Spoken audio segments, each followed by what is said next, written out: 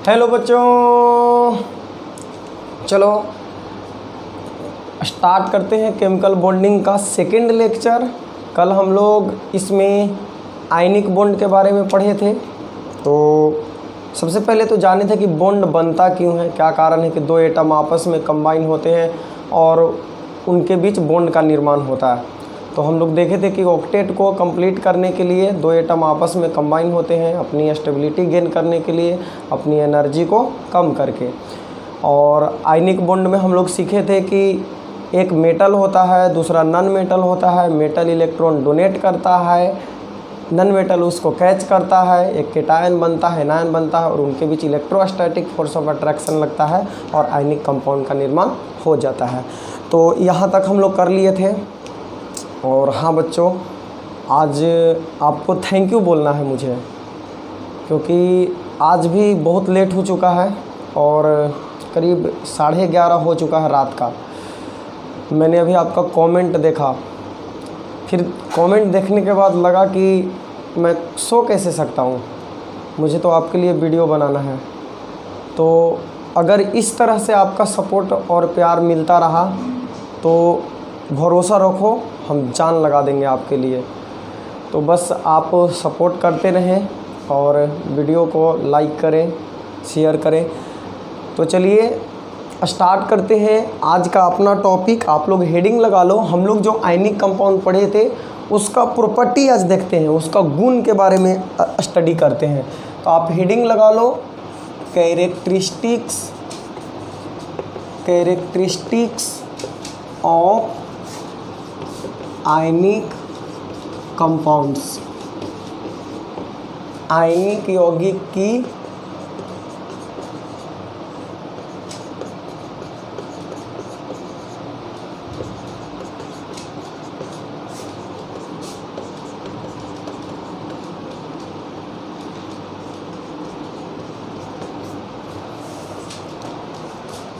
तो सबसे पहले बात कर लेते हैं हम लोग इसका फिजिकल स्टेट का। फिजिकल स्टेट अर्थात भौतिक अवस्था।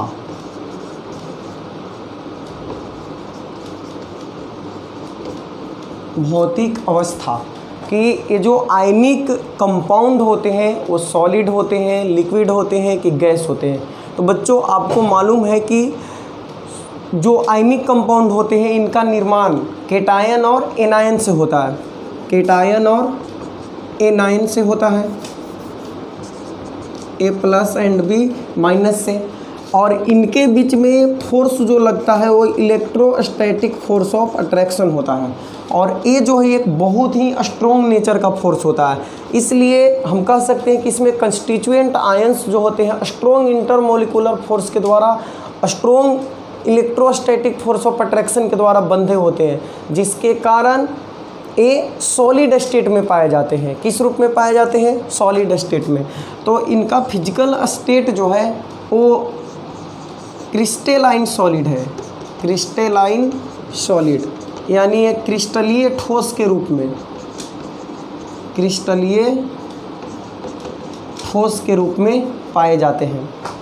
तो पहला बहुत ये जो इसका प्रॉपर्टी हुआ फिजिकल स्टेट, भौतिक अवस्था, ये किस स्टेट में रहता है? तो ये क्रिस्टलाइन सॉलिड के रूप में पाया जाता है, क्रिस्टलीय ठोस के रूप में पाया जाता है। क्या होता है क्रिस्टलाइन सॉलिड? जिसमें कंस्टिट्यूएंट पार्टिकल एक रेगुलर अरेंजमेंट में सजे हुए होते हैं, डिफिनिट पैटर्न में सजे हुए होते हैं, तो उसे हम लोग बोलते हैं क्रिस्टलाइन सॉलिड। तो ये कठोर भी होगा, हार्ड भी होगा। ठीक है। सेकेंड हमारा फिजिकल स्टेट है, सेकेंड प्रॉपर्टी है melting point and boiling point.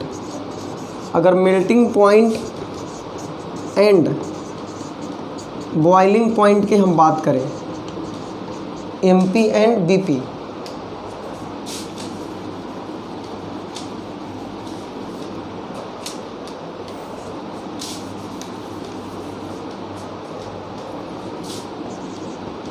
MP and BP,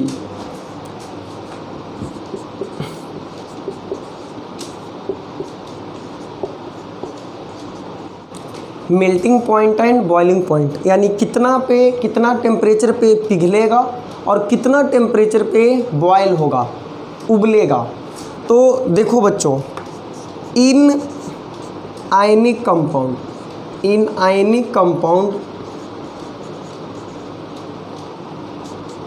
ions are held together by strong electrostatic force, isn't it. Ions जो होते हैं स्ट्रोंग इलेक्ट्रोस्टैटिक फोर्स के द्वारा बंधे होते हैं, और हमें क्या करना है कि इसे मेल्ट करना है। यानी मेल्ट कब होगा, जब आयंस जो होंगे वो जो क्लोजली पैक्ड है वे दूर दूर जाएंगे, एक दूसरे से दूर हटेंगे, उनके बीच का डिस्टेंस बढ़ेगा। और डिस्टेंस तब बढ़ेगा जब वो जिस फोर्स से बंधे हुए हैं उस फोर्स को हम तोड़ेंगे, कमज़ोर करेंगे। नहीं समझे? जैसे ये आपस में बंधा हुआ है, ये आपस में जुड़ गया, हमें इन दोनों को अलग करना है। तो जिस फोर्स से यहाँ पे ये बंधा हुआ है इसको तोड़ना होगा, पहले फोर्स को यानी बॉन्ड को ब्रेक करना होगा, उसके बाद ये खुद से क्या होंगे, दूर चले जाएंगे। तो आयनिक कंपाउंड में जो आयंस होते हैं वो मजबूत बंधन से बंधे होते हैं। टू वीकेन देज force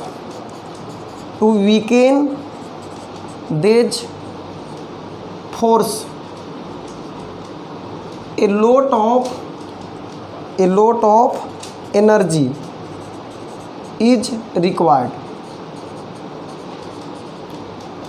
A lot of energy is required। तो हमें क्या करना है कि जिस फोर्स से आयंस बंधे हुए हैं उन्हें तोड़ना है।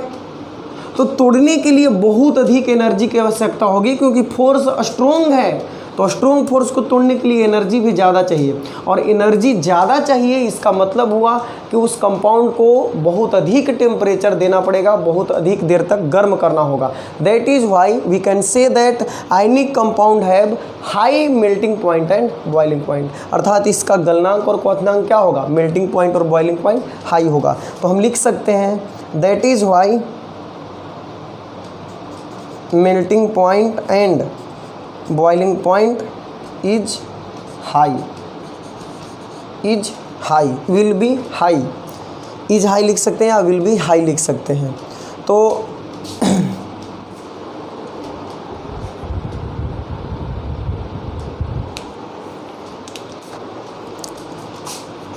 बच्चों, इन ionic compound ions are held together by a strong electrostatic force of attraction, and to weaken this force a large amount of energy is required। That is why melting point and boiling point of ionic crystal is high। Hindi वाले के लिए वहाँ पे लिखा हुआ है आयनिक यौगिक में आयन मजबूत विद्युत आकर्षण बल के द्वारा बंधे होते हैं, और अगर इन्हें मेल्ट करना है तो आयंस को दूर भेजना होगा, एक दूसरे से अलग करना होगा। क्योंकि जानते हो कंस्टिट्यूएंट पार्टिकल जब बहुत क्लोजली पैक्ड होता है, बहुत नज़दीक बंधे होते हैं, तो उसको सॉलिड बोलते हैं। कंस्टिट्यूएंट पार्टिकल दूर चले गए, इंटरमोलिकुलर स्पेस बढ़ गया, अंतराण्विक स्थान बढ़ गया, तो बोलते हैं तो लिक्विड हो गया, द्रव हो गया। और ज़्यादा दूर चले गए यानी एकदम इंडिपेंडेंट हो गए, मॉलिक्यूल्स या आयंस एक दूसरे से स्वतंत्र हो गए, तो फिर उसे हम गैस बोल देते हैं। तो आयनिक यौगिक में आयन मजबूत विद्युत आकर्षण बल से बंधे होते हैं, जिसे तोड़ने के लिए बहुत अधिक ऊर्जा की आवश्यकता होती है। तो बहुत अधिक ऊर्जा की आवश्यकता है, इसका मतलब है कि बहुत देर तक गर्म करना होगा, बहुत अधिक टेम्परेचर देना होगा। तो अधिक टेम्परेचर देना पड़ा तो बोलेंगे मेल्टिंग पॉइंट हाई है, और जब मेल्टिंग पॉइंट हाई है, जब पिघलेगा बहुत अधिक टेम्परेचर पे, तो बॉयल करने के लिए भी और ज़्यादा टेम्परेचर देना पड़ेगा, तो इसका बॉइलिंग पॉइंट भी क्या होगा, हाई होगा। तो आप लोग लिख लीजिए, फिर बढ़ते हैं यहाँ से अगले फिजिकल प्रॉपर्टी की ओर। आँख है भरी भरी और तुम मुस्कुराने की बात करते हो, जिंदगी खपा खपा और तुम गुनगुनाने की बात करते हो। मेरे हालात ऐसे हैं कि मैं कुछ कर नहीं सकता, तड़पता है दिल लेकिन मैं आहें भर नहीं सकता। जिंदगी खपा खपा और तुम दिल लगाने की बात करते हो। बढ़ते हैं अगले प्रॉपर्टी की ओर। तो तीसरा गुण है इसका, अभी हम बोले भी थे कि हार्ड होगा, क्योंकि क्रिस्टलाइन सॉलिड है, तो क्रिस्टलाइन सॉलिड है तो हार्ड होगा, एंड ब्रिटल होता है, ब्रिटल। ब्रिटल हार्ड का मतलब हो गया कि यह कठोर होगा, ठीक है, कठोर होगा, और भंगुर होगा। ब्रिटल मतलब भंगुर। भंगुर का मतलब होता है कि इसे हथौड़े से पीटने पे चूर चूर हो जाएगा, अर्थात हम कोई एक्सटर्नल फोर्स, कोई बाह्य बल इस पे आरोपित करेंगे तो इसके आयंस जो हैं एक दूसरे से अलग हो जाएंगे, टूट जाएगा। तो देखो ऐसा क्यों होता है। हार्ड तो इसलिए होता है बच्चों की फोर्स ऑफ अट्रैक्शन मजबूत है, तो अट्रैक्शन मजबूत है तो क्लोजली पैक्ड होगा, क्लोजली पैक्ड होगा तो उनके बीच में स्पेस नहीं होगा आयंस के बीच में, और इसलिए वे क्या हो जाएंगे, हार्ड हो जाएंगे। लेकिन ब्रिटल क्यों होते हैं, तो ये NCERT 12 का फर्स्ट जो चैप्टर है सॉलिड स्टेट, उसमें एक क्वेश्चन भी पूछा है कि ionic solid hard and brittle होते हैं, आप इसको एक्सप्लेन करें, बताएं। 12 क्लास के सॉलिड स्टेट चैप्टर का यानी फर्स्ट चैप्टर का क्वेश्चन है। तो चलो देख लेते हैं आयनिक सॉलिड क्यों होते हैं हार्ड एंड क्यों होते हैं ब्रिटल। तो देखो ध्यान से, due to strong force of attraction between the ions, ionic solid are hard. तो आयंस के बीच में जो फोर्स ऑफ अट्रैक्शन है वो बहुत अधिक है, जिसके कारण आयनिक सॉलिड हार्ड होते हैं। तो हार्ड होने का कारण है कि इनके कंस्टिट्यूएंट आयन जो है वो स्ट्रोंगली बॉन्डेड होते हैं। लेकिन ये ब्रिटल क्यों है, इनको जब हम हथौड़े से पीटते हैं या फिर इसमें बाह्य बल लगाते हैं, कोई एक्सटर्नल फोर्स एग्जर्ट करते हैं, तो ये टूटते क्यों हैं। तो देखो होता क्या है बच्चों, ध्यान से समझना। जैसे हम एक क्रिस्टल बनाते हैं Na+Cl-,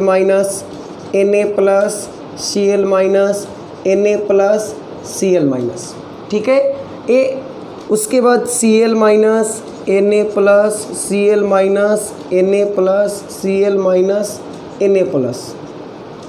फिर से अपोजिटली चार्ज आयन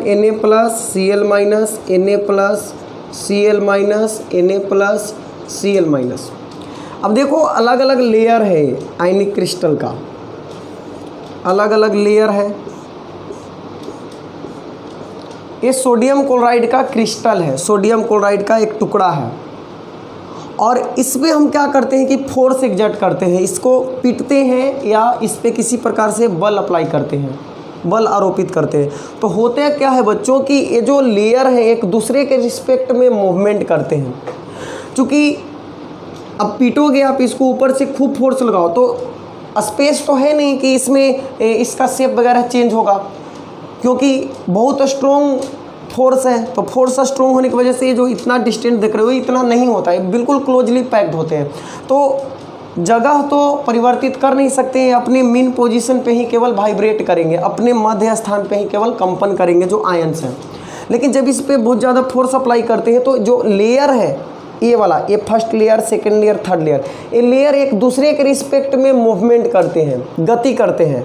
और होता क्या है कि जब ये मूव करते हैं तो सिमिलर चार्ज आयन, यानी जैसे होता क्या है कि ये इधर से थोड़ा सा ऐसे मूव कर गया, तो ऐसे मूव कर गया तो होगा क्या, Na+Cl-, Na+Cl-, Na+, और यहाँ पे मान लो खाली हो गया और यहाँ जो Cl- रखे थे वो इसके पास आ गया, Cl-, फिर Na+, Cl-, Na+, Cl-, इस तरह से मूवमेंट हुआ दोनों के बीच में, दो लेयर के बीच में। अब मूवमेंट होने से क्या हुआ कि सिमिलर चार्ज आयन एक दूसरे के सामने आ गए, एक दूसरे के फ्रंट पे आ गए, सामने आ गए। तो अब देखो, तो जब एक दूसरे के सामने आ गए तो क्लोरीन क्लोरीन के बीच क्या होगा बच्चों? रिपल्सन होगा ना।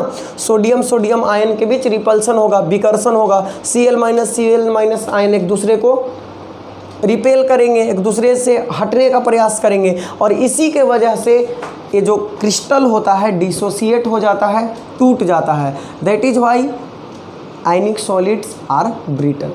इसके कारण आयनिक सॉलिड भंगुर होते हैं। ठीक है, फिर से सुन लो एक बार। जब हम इस पे कोई एक्सटर्नल फोर्स अप्लाई करते हैं तो जो फ्लैट लेयर है एक दूसरे के रिस्पेक्ट में मूवमेंट करते हैं, जिसके वजह से सिमिलर चार्ज आयन एक दूसरे के सामने आ जाते हैं, और इस वजह से उनके बीच रिपल्सन होता है और वो एक दूसरे से अलग हो जाते हैं। तो चलिए लिख लेते हैं इसको। तो होता क्या है कि when external force is applied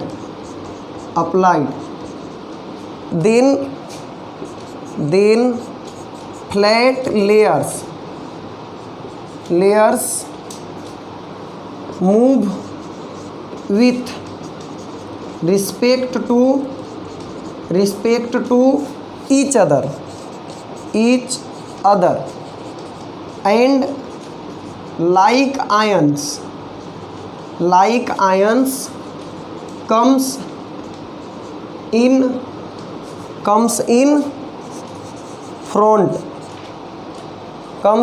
front of each other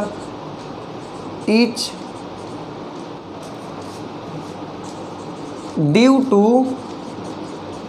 repulsive forces between these like ions.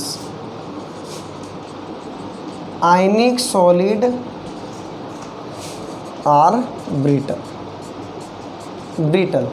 तो देख लो एक बार। Due to a strong force of attraction between the ions, ionic solid are hard.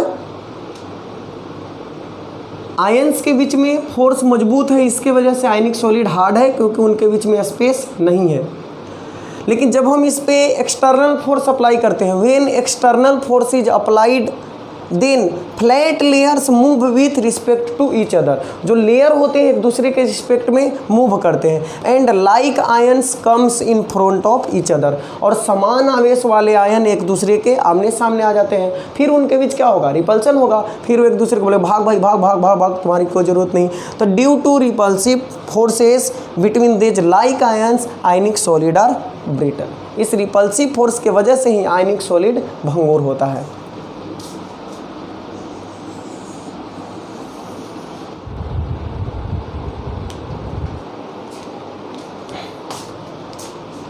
तो लिख लीजिए इसको, फिर बढ़ते हैं यहाँ से अगले कैरेक्टरिस्टिक की ओर। लिख लीजिए।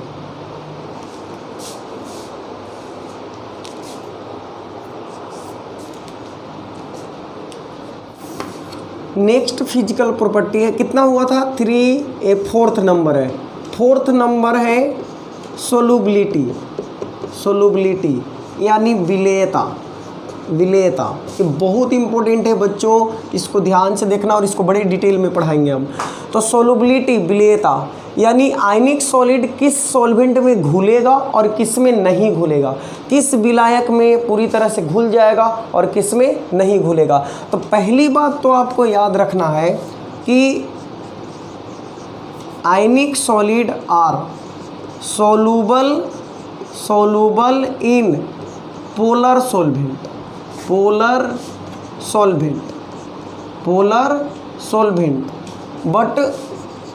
but insoluble in non-polar solvent because इसका कारण क्या है? because like dissolve like like dissolve like, यही कारण है। तो आयनिक सॉलिड जो है वो पोलर सॉल्वेंट में सोलूबल है, पोलर सॉल्वेंट में सोलूबल है, यानी ध्रुवीय विलायक में ये आसानी से घुल जाते हैं, बट नॉन पोलर सॉल्वेंट में इनसोलूबल है, अध्रुवीय विलायक में नहीं घुलते हैं। कारण क्या है? लाइक डिजोल्व लाइक, यानी सदृश सदृश को घुलाता है, इसका अर्थ हुआ।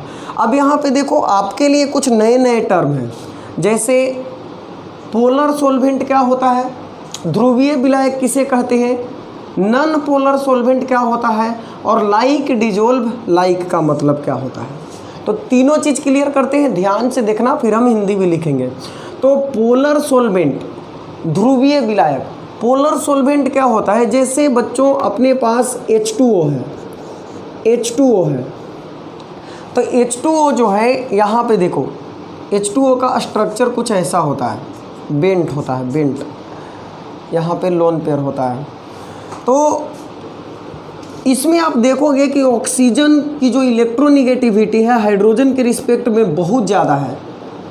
तो ये क्या करेगा, ऑक्सीजन हाइड्रोजन से इलेक्ट्रॉन को अपनी तरफ खींचेगा, तो इलेक्ट्रॉन खींचेगा तो इस पे आ जाएगा कुछ negative charge, partial negative charge, और इस हाइड्रोजन पे आ जाएगा पार्शियल पॉजिटिव चार्ज, ठीक है। और इस हाइड्रोजन पे भी क्या आएगा, पार्शियल पॉजिटिव चार्ज। मतलब जब वाटर को हम डिसोसिएट कराएंगे तो H प्लस और OH माइनस मिलेगा, H प्लस और OH माइनस मिलेगा, केटायन और एनायन मिलेगा। तो इनको हम बोलते हैं बच्चों पोलर, क्या बोलते हैं, पोलर। यहाँ पे देखो एक पॉजिटिव पोल बना, निगेटिव पोल बना, तो ये हो गए पोलर कंपाउंड। H2O हमारा एक पोलर सॉल्वेंट है। क्या है, H2O कैसा सॉल्वेंट है, पोलर सॉल्वेंट है, क्योंकि इसमें निगेटिव और पॉजिटिव चार्ज जनरेट हो रहा है, ठीक है। तो इसके वजह से हम इसको बोलेंगे पोलर, पॉजिटिव पोल और निगेटिव पोल, तो ये क्या हो गया, पोलर सॉल्वेंट। वाटर हमारा पोलर सॉल्वेंट है। लेकिन वही अगर हम ईथर की बात करें, देखिए C2H5O C2H5, तो यहाँ पे ये जो है ये नॉन पोलर है। क्या है, नॉन पोलर है। एक यहाँ पे पॉजिटिव निगेटिव उतना ज़्यादा जनरेट नहीं होता है, इसके वजह से ही नॉन पोलर है। उसके बाद बेंजीन की बात हम करें, C6H6, तो यहाँ पे भी कार्बन और हाइड्रोजन की इलेक्ट्रोनिगेटिविटी में बहुत ज़्यादा का डिफरेंस नहीं है, जिसके वजह से ये भी हमारा क्या है, नॉन पोलर है। तो आयनिक सॉलिड जो होते हैं खुद पोलर होते हैं। NaCl को आप आराम से तोड़ोगे तो Na प्लस और Cl माइनस मिलेगा, यानी यहाँ भी केटायन और एनायन मिला, और वाटर में भी केटायन और एनायन मिल रहा था, यानी ये एक दूसरे के जैसा है। तो यहाँ पे वही लिखा हुआ है लाइक डिजोल्व लाइक, यानी देखो तो ये भी केटायन एनायन में डिसोसिएट हो रहा है, और वाटर भी हमारा H प्लस और OH माइनस में डिसोसिएट हो रहा है। तो इसके वजह से हम कहते हैं लाइक डिजोल्व लाइक, अर्थात NaCl और H2O एक दूसरे के जैसा है, ठीक है। इसके वजह से NaCl वाटर में आसानी से घुल जाएगा। लेकिन अगर हम बात करें बेंजीन की, तो ये जो है नॉन पोलर है, ये पोलर नहीं है। सोडियम क्लोराइड पोलर है, लेकिन बेंजीन क्या है, नॉन पोलर है, इसलिए सोडियम क्लोराइड बेंजीन में नहीं घुलेगा। बट सोडियम क्लोराइड पोलर है और वाटर भी पोलर है, इसलिए सोडियम क्लोराइड पोलर सॉल्वेंट में आसानी से घुल जाएगा, वाटर में आसानी से घुल जाएगा। तो चलो अब आप समझ गए हो पोलर सॉल्वेंट क्या होता है, तो जिसमें पॉजिटिव और निगेटिव पोल जनरेट होता है, जिसको हम तोड़ सकते हैं। दो एटम के बीच में इलेक्ट्रोनिगेटिविटी में बहुत ज़्यादा का डिफरेंस होता है। तो पोलर सॉल्वेंट में पोलर सोल्यूट ही घुलता है। पोलर सॉल्वेंट में सॉल्वेंट अर्थात घुलाने वाला, और सोल्यूट का मतलब घुलने वाला। तो पोलर सॉल्वेंट में पोलर सोल्यूट ही घुलेगा, ध्रुवीय विलायक में ध्रुवीय विलय ही घुलेगा। लेकिन ध्रुवीय विलय अध्रुवीय विलायक में नॉन पोलर सॉल्वेंट में नहीं घुलेगा, इसलिए कहते हैं लाइक डिजोल्व लाइक, सदृश सदृश को घुलाता है, ठीक है। तो एक चीज़ हो गया। उसके बाद देखो और इसको अच्छे से डील करते हैं, ये टॉपिक थोड़ा अच्छे से आपको पढ़ाएंगे हम, ताकि क्लियर हो कॉन्सेप्ट। तो चलो इतना आगे बढ़ते हैं। इतना के बाद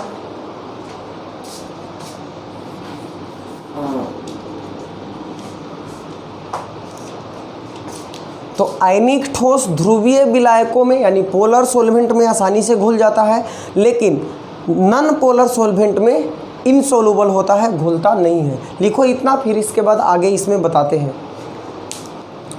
देखो यहाँ से कुछ स्पेशल पॉइंट आपको हम बताते हैं जो ध्यान रखना। आईएससी के लिए तो उतना इम्पोर्टेंट नहीं है, बट जेई और नीट के एग्ज़ाम में आपको काम आएगा। देखो पहला पॉइंट है इसमें ability of any solvent to dissolve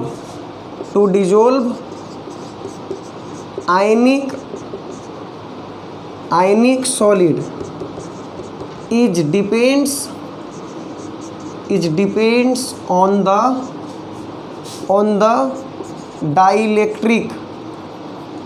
dielectric constant of the solvent। Dielectric constant of the solvent, किसी भी सॉल्वेंट के द्वारा किसी आयनिक कंपाउंड को, किसी आयनिक सॉलिड को कितना घुलाया जा सकता है, वो डिपेंड करता है कि उस सॉल्वेंट का, उस विलायक का, उस घुलाने वाले का डाइलेक्ट्रिक कांस्टेंट कितना है।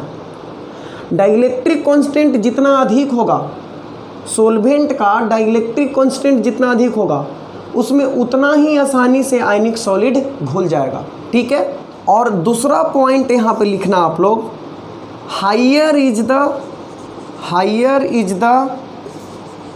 Value of dielectric constant more will be capacity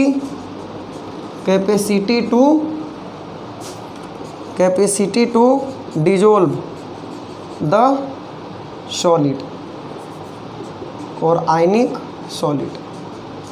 यानी किसी सॉल्वेंट के लिए डाइलेक्ट्रिक कांस्टेंट का मान जितना अधिक होगा, उसको घुलाने की क्षमता उतनी ही अधिक होगी। और थर्ड पॉइंट में आपको याद रखना है कि देखो वाटर जो है, हम देखते हैं कि दुनिया के अधिकांश चीज़ों को अपने में घुला लेता है। इसका कारण यही है बच्चों कि वाटर का डाइलेक्ट्रिक कांस्टेंट का जो मान है वो बहुत अधिक होता है। इसके वजह से वाटर अधिकांश चीज़ों को अपने में घुला लेता है और वाटर को यूनिवर्सल सॉल्वेंट कहा जाता है, यानी सार्वविलायक कहा जाता है, क्योंकि वो अधिकांश चीज़ों को अपने में घुला लेता है। तो बात उठती है कि आखिर वाटर का डाइलेक्ट्रिक कांस्टेंट है कितना। तो दो वैल्यू आपको याद रखना है, जैसा ऑप्शन में रहे उस तरह से लेके चलोगे। एक्चुअल में 81 होता है डाइलेक्ट्रिक कांस्टेंट वाटर का, बट किसी किसी बुक में आपको 80 भी लिखा हुआ मिलेगा, जो कि सबसे अधिक है। 81 याद रखना है आपको, लेकिन कभी कभी 80 भी लिखा हुआ मिल सकता है। तो वाटर का डाइलेक्ट्रिक कांस्टेंट कितना होता है, 81 होता है, जो बाकी सभी सॉल्वेंट से अधिक होता है। इसलिए वाटर अधिकांश चीज़ों को अपने में घुला लेता है। Water has high dielectric constant, high dielectric constant कितना, 81। So it dissolve almost all ionic and covalent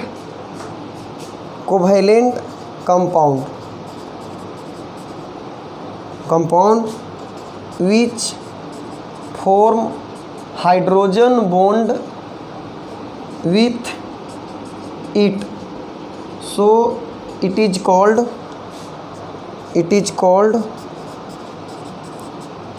universal solvent. तो देखो फिर से एक बार समझ लेते हैं इसको। Ability of ionic solvent to dissolve ionic solid is depends on the dielectric constant of the solvent. यानी कोई सॉलिड, कोई ठोस, कोई आयनिक कंपाउंड किसी सॉल्वेंट में, किसी विलायक में कितना घुलेगा, वो इस बात पे निर्भर करता है कि उस सॉल्वेंट का, उस विलायक का डाइलेक्ट्रिक कांस्टेंट कितना है। अब देखो, higher is the value of dielectric constant more will be capacity to dissolve the ionic solid. जितना ज़्यादा डाइलेक्ट्रिक कांस्टेंट का मान होगा उसकी डिजोल्विंग कैपेसिटी उतनी ही अधिक होगी, घुलाने की क्षमता उतनी ही अधिक होगी। वाटर का डाइलेक्ट्रिक कांस्टेंट 81 होता है जो कि बहुत अधिक है, जिसके वजह से ये आयनिक कंपाउंड तो इसमें घुल ही जाते हैं, लेकिन वैसे कोवैलेंट कंपाउंड जो वाटर के साथ हाइड्रोजन बॉन्ड बनाते हैं वो भी इसमें आसानी से घुल जाते हैं, यानी मैक्सिमम चीज़ वाटर में घुल जाते हैं। इसलिए वाटर को हम लोग यूनिवर्सल सॉल्वेंट कहते हैं।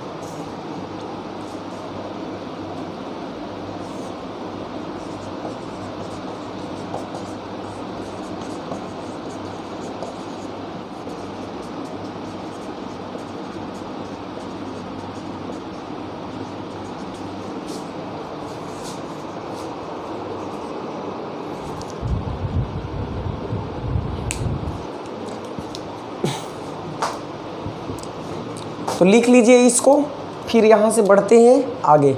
लिख लीजिए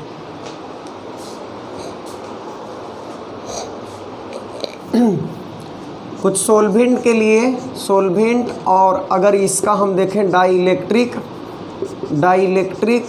कांस्टेंट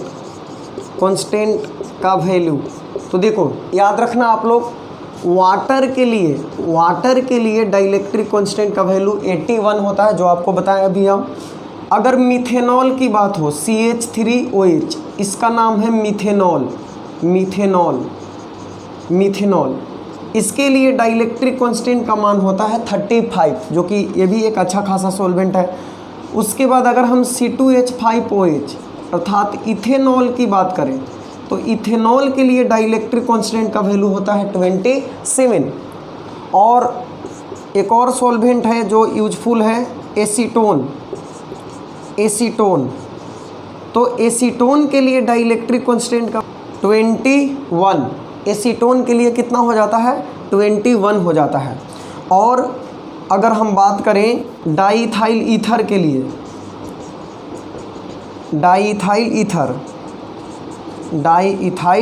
ईथर, तो इसके लिए डाइलेक्ट्रिक कांस्टेंट का वैल्यू हो जाता है 4.1। वाटर के लिए 81, मिथेनॉल के लिए 35, इथेनॉल के लिए 27, एसीटोन के लिए 21 और डाईइथाइल ईथर के लिए 4.1। तो देखो वाटर का सबसे हाई है, तो इसीलिए एक बहुत अच्छा सॉल्वेंट है। ठीक है, अब सवाल ये उठता है कि डाइलेक्ट्रिक कांस्टेंट होता क्या है। तो डाइलेक्ट्रिक कांस्टेंट जो है एक ऐसा मान के चलो कि क्वांटिटी है जो दो आयंस के बीच में लगने वाले इलेक्ट्रोस्टैटिक फोर्स ऑफ अट्रैक्शन को कम करता है। जो उनके बीच विद्युत आकर्षण बल लगता है उस विद्युत आकर्षण बल को कम करता है। तो इसीलिए तो दो आयन के बीच में, जैसे सोडियम क्लोराइड है तो Na+ और Cl- के बीच में जो विद्युत आकर्षण बल लग रहा है, इलेक्ट्रोस्टैटिक फोर्स, उसको कमज़ोर करेगा, तभी तो क्या होगा, वाटर में आसानी से घुल जाएगा। तो वाटर में उस फोर्स को कम करने का एबिलिटी सबसे ज़्यादा होता है। तो ये चूँकि डाइलेक्ट्रिक कॉन्स्टेंट एक फिजिक्स का कॉन्सेप्ट है, तो फिजिक्स का भी मेरे पास थोड़ा है नॉलेज, ठीक ठाक है। तो चलिए आपको हम बताते हैं डाइलेक्ट्रिक कांस्टेंट एक्चुअल में होता क्या है। थोड़ा सा फिजिक्स पढ़ लेते हैं हम लोग, तो देख लीजिए, इसको पहले लिख लीजिए, तो बढ़ते हैं आगे। माइक ऑफ रह गया था इसलिए साउंड प्रॉब्लम था थोड़ा सा, और आज लाइट थोड़ा कमज़ोर है, तो कल से लाइट भी हम लगवा देंगे। अच्छा, आपके लिए मतलब मेरा मकसद है कि आपको बेस्ट से बेस्ट कंटेंट दिया जाए, इतना डिटेल्स में आपको पढ़ा दूं कि इसके बाद फिर दोबारा केमिस्ट्री पढ़ने का कहीं पे कोई ज़रूरत ना पड़े। तो जो पढ़ाई कोटा में होता है उतना मटेरियल मैं आपको प्रोवाइड करने का कोशिश करूंगा। और इसका जो DPP है, जो हम लोग क्वेश्चन करेंगे, तो क्वेश्चन के लिए हम आपको बुक भी बताएंगे और DPP भी देंगे, डेली प्रैक्टिस प्रॉब्लम भी देंगे। जो मेरा टेलीग्राम चैनल है जिसका नाम है IIT गुरुकुल, आप टेलीग्राम पे सर्च कर सकते हो IIT गुरुकुल, तो वहाँ पे आ जाएगा मेरा फ़ोटो लगा हुआ। तो आप उस पर क्लिक करना, आप ग्रुप ज्वाइन कर लोगे, चैनल ज्वाइन कर लोगे और वहाँ पे हम इसका DPP देंगे, आप बनाओगे, उसका आंसर कमेंट में करोगे, फिर हम चेक करेंगे और उसके बाद जो प्रॉब्लम होगा नेक्स्ट वीडियो में उसका सॉल्यूशन भी देंगे। ठीक है बच्चों, तो हम पूरी तरह से आपके साथ हैं, आप भी थोड़ा सपोर्ट करो। ठीक है, बढ़ते हैं यहाँ से आगे, पढ़ते हैं क्या होता है डाइलेक्ट्रिक कांस्टेंट। हेडिंग लगा लो आप लोग, डाइलेक्ट्रिक कांस्टेंट। ऐसे फिजिक्स में पढ़े होंगे लेकिन यहाँ पे मज़ा आने वाला है। डाइलेक्ट्रिक कांस्टेंट, कांस्टेंट के, इसको हिंदी में बोलते हैं पाराविद्युत स्थिरांक या पैराविद्युत स्थिरांक बोल सकते हो। ये होता क्या है एक्चुअल में बच्चों? तो डाइलेक्ट्रिक कांस्टेंट इज द, ऐसे लिखो, dielectric constant of any substance is ability to weaken the force of attraction between two charged particles।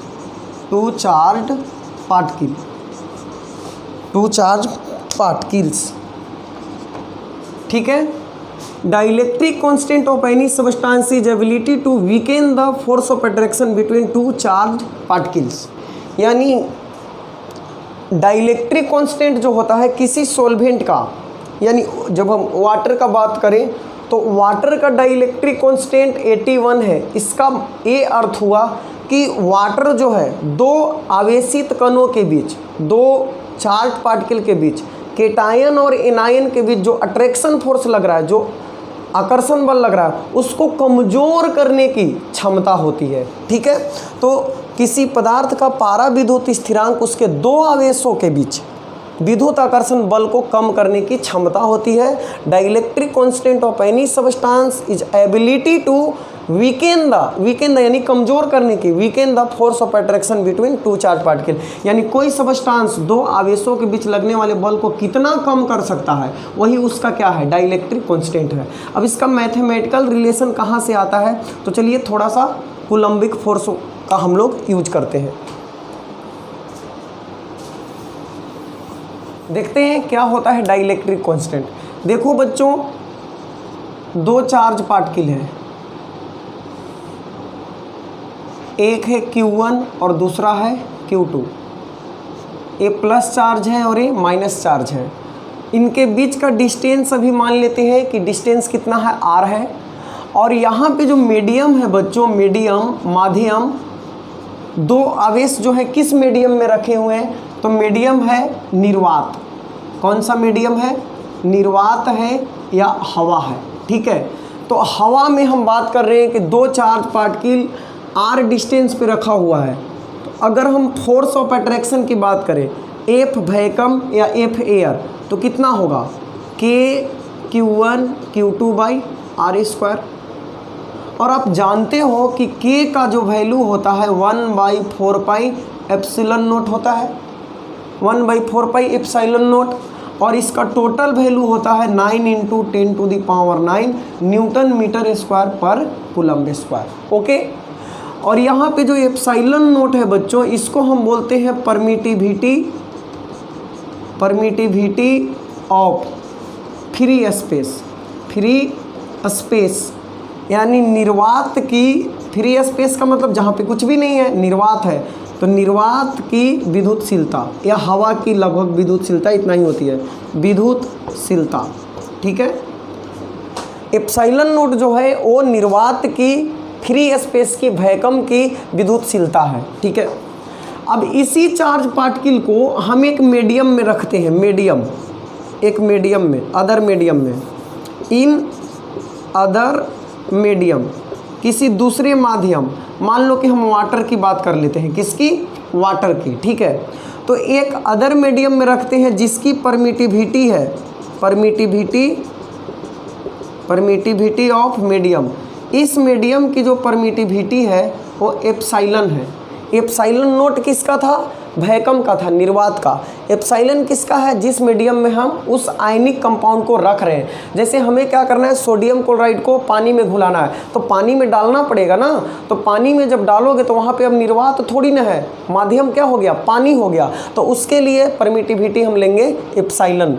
तो एफ मीडियम जिस मीडियम में हम वाटर को आयनिक कंपाउंड को रख रहे हैं, उसमें दो आवेश के बीच, इन्हीं दो आवेशों के बीच कितना फोर्स लगेगा? तो यहाँ भी होगा के Q1 Q2 by r square. लेकिन बच्चों अगर के का वैल्यू यहाँ पे हम रखें तो 1/4 pi epsilon naught Q1 Q2 by r square होगा। फर्स्ट इक्वेशन मान लेते हैं।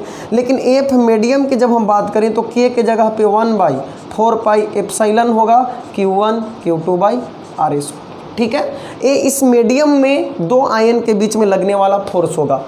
अब अगर हम क्या करते हैं कि इक्वेशन 1 को इक्वेशन 2 से डिवाइड करते हैं, यानी हम निकालते हैं रेशियो इलेक्ट्रोस्टैटिक फोर्स जो वैक्यूम में लग रहा है और उन्हीं चार्ज पार्टिकल के बीच इलेक्ट्रोस्टैटिक फोर्स जो मीडियम में लग रहा है, उस माध्यम में जिसमें हम उसको रखे हैं। तो एफ मीडियम बराबर क्या आएगा बताओ? Q1 Q2 by r square से Q1 Q2 by r square cancel हो जाएगा, 1/4 पाई से 1/4 पाई कैंसिल हो जाएगा, ये ऊपर चला जाएगा। तो एप्सिलॉन ऊपर चला गया और एप्सिलॉन नोट नीचे चला गया। इस रेशियो को ही बच्चों हम बोलते हैं, यहाँ पे एक कांस्टेंट आता है, क्योंकि एप्सिलॉन नोट का भी एक वैल्यू होता है 8.85 × 10⁻⁻12 कूलम्ब स्क्वायर पर न्यूटन मीटर स्क्वायर। तो ये कांस्टेंट जो आया ना, इसी को बच्चों हम बोलते हैं डाई इलेक्ट्रिक कांस्टेंट। क्या बोलते हैं? Dielectric constant. तो ये जो permittivity of medium ratio permittivity of free space is called dielectric constant. ठीक है, तो यही डाई इलेक्ट्रिक कांस्टेंट है जो हमें बताता है कि उस मीडियम की किसी दो चार्ज पार्टिकल के बीच अट्रैक्शन फोर्स कम करने की क्षमता कितनी। तो अगर हम किसी मीडियम की परमिटिविटी की बात करें तो एप्सिलॉन नोट इक्वल टू आ जाएगा एप्सिलॉन इक्वल टू आ जाएगा के इंटू एप्सिलॉन नोट। तो देखो, तो जब हम वाटर में वाटर में कितना अट्रैक्शन फोर्स लगेगा, तो देखो 1/4 पाई, और एप्सिलॉन के जगह पे हम क्या लिख सकते हैं? K into epsilon naught Q1 Q2 by r square.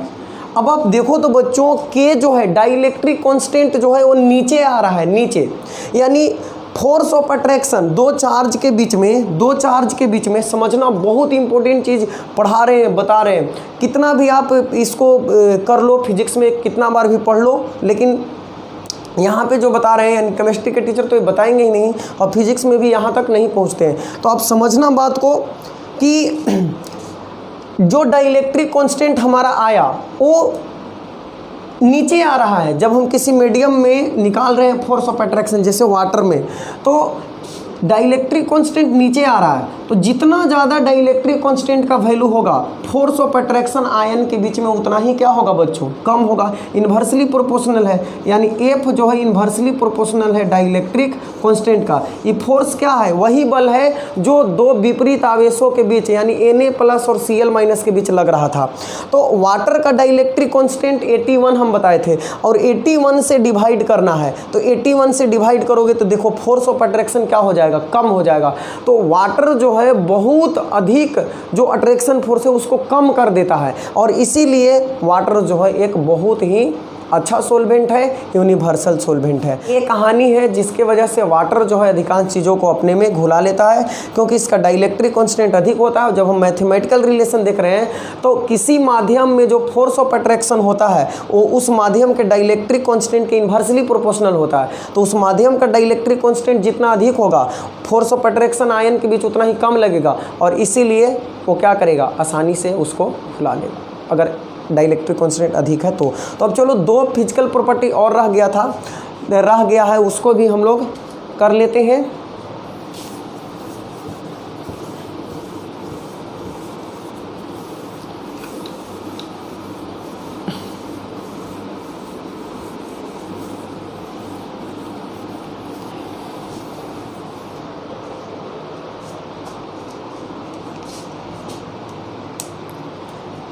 तो नेक्स्ट है, ये हमको नंबरिंग याद नहीं कि कैवा था, लेकिन याद रखना आप लोग, इलेक्ट्रिकल कंडक्टिविटी। इलेक्ट्रिकल कंडक्टिविटी हम हालांकि हम लोग सॉलिड स्टेट में इसको कर चुके हैं।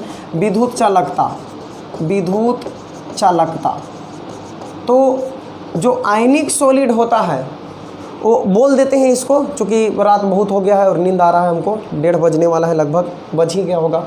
तो याद रखना, आयनिक सॉलिड सॉलिड स्टेट में ठोस अवस्था में कुचालक होते हैं, बैड कंडक्टर होते हैं, क्योंकि सॉलिड स्टेट में आयंस जो होते हैं वो स्ट्रोंगली बॉन्डेड होते हैं, बहुत मजबूती से आपस में बंधे होते हैं। तो जब बहुत मजबूती से आपस में बंधे होंगे तो वो मूव नहीं कर सकते हैं, गति नहीं कर सकते हैं। तो जब उनके बीच मूवमेंट नहीं होगा, आयन गति नहीं करेंगे, तो वो इंसुलेटर हो जाएंगे, कुचालक हो जाएंगे। लेकिन जब हम इसको हीट करते हैं बच्चों, तो इन सॉलिड स्टेट ठोस अवस्था में ये बैड कंडक्टर होते हैं, बैड कंडक्टर, इंसुलेटर यानी कुचालक। लेकिन इन मोल्टेन स्टेट और in case of aqueous solution, जलीय विलयन, गलित अवस्था में या जलीय विलयन की अवस्था में ये गुड कंडक्टर होते हैं, गुड कंडक्टर होते हैं। तो सॉलिड स्टेट में क्या होता है, आयंस मजबूती से बंधे होते हैं, जिसके कारण वो मूवमेंट नहीं कर सकते हैं, और जब मूवमेंट नहीं करेंगे तो इलेक्ट्रिसिटी भी वहाँ पे कंडक्ट नहीं हो सकता। लेकिन जब हम इसको पिघला देते हैं या फिर इसको पानी में घोल देते हैं, तो जो बॉन्ड होता है वो ब्रेक कर जाता है, फोर्स ऑफ अट्रैक्शन कमज़ोर होता है, आयंस एक दूसरे से स्वतंत्र हो जाते हैं, और जिसके वजह से वो गति कर सकते हैं, मूव कर सकते हैं, और एक मोल्टेन स्टेट में गुड कंडक्टर होते हैं। उसके बाद देखो नेक्स्ट, अगर हम बात करें आइसोमेरिज्म की, आइसोमेरिज्म यानी समावयवता, तो चलो इसको हम नेक्स्ट वाले वीडियो में क्लियर कर देंगे। और अगला वीडियो हमारा होगा बच्चों लैटिस एनर्जी पर। तो लैटिस एनर्जी चूँकि है तो छोटा टॉपिक, लेकिन जेई में एक बार क्वेश्चन उस पर पूछा है, इसलिए उसको हम बड़े डिटेल्स में पढ़ाएंगे, और पूरा एक वीडियो लैटिस एनर्जी पे आएगा अगला। ठीक है, तो आप उसको ज़रूर देखिएगा और इसका भी नोट्स बनाइए। मिलते हैं नेक्स्ट वीडियो में। Thank you.